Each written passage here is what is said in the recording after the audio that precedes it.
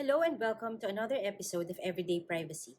In this episode, I will be talking about the National Privacy Commission's new registration website, the NPCRS. If you have visited the NPC website in the past few days, you would have seen the new announcements about the registration of data protection officers, personal information controllers, and personal information processors on the new NPC registration website.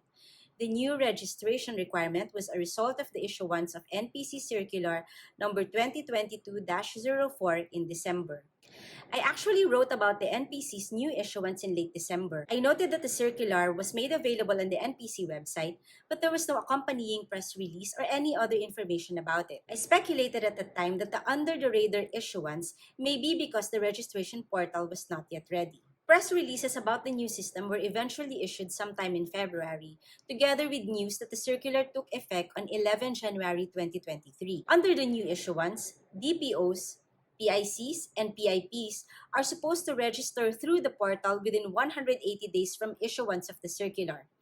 Thus, the registration period ends on 10 July 2023. Note that registration of personal data processing systems must also be completed within the same period. After said date, those that are covered by the mandatory registration requirement may already be subject to administrative fines as well as other penalties. If you have questions about whether your company is covered by the mandatory registration, you can check out the circular which is posted on the NPC website. I will also be posting a link in the description below.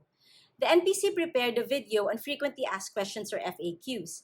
I'm actually not sure if it's on the NPC website though.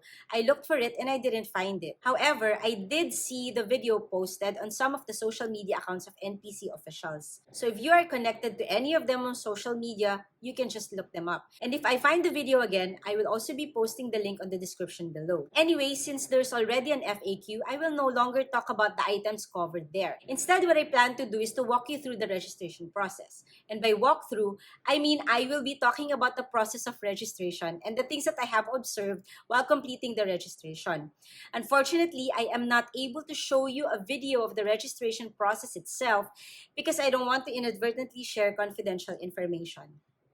In any case, let's proceed with the discussion. To register, the DPO must first create an account on the registration website, npcregistration.privacy.gov.ph. Once the account is created, the DPO can log in and start the registration. So if you're the DPO, you will be asked to provide the following details: entity name and address, email address, phone number, and sector to which the entity belongs. Next, you will be asked to provide the following details of the DPO and the head of agency: name, designation, address, email address, and phone number. You will notice that these are the same information collected previously in the manual registration form. Okay, so as part of the same registration process, you will also need to complete at least one data processing system. What I mean is that you will not be able to register the PIC or PIP unless you are also able to give details of the data processing system. So when you register the PIC or PIP, you will need to have on hand and ready the details of your data processing system. You will also need to have on hand all the registration requirements of the NPC. Examples of these are incorporation papers, DTI registration if applicable, mayor's permit, etc. So again, I cannot emphasize this enough. Take note that you will not be able to complete your registration without uploading this required document. It is also important to note that there is no save function on the portal such that you will be able to partially encode the details expecting to go back and pick up where you left off. That is simply not possible. So this also means that if sometime in the middle of your encoding you get disconnected from the internet, you will need to encode everything all over again. So after completion of the encoding, you can now submit the document by clicking the Submit Document button. You will next be directed to proceed to notarization. You do this by clicking on Export so that you get a PDF copy of the document. The document to be notarized will be essentially the same as the manual registration form that we have been asked to accomplish previously. The one-page document will need to be manually signed by the DPO and the head of agency, and it will need to be notarized. After notarization, you will be asked to submit the same document to the portal. This completes your registration. Or at least I think so.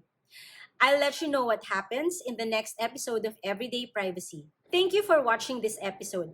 I hope you found some useful information that will help you prepare for the registration process.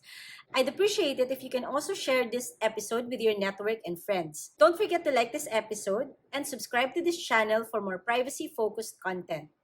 Thanks and see you on the next episode. Bye!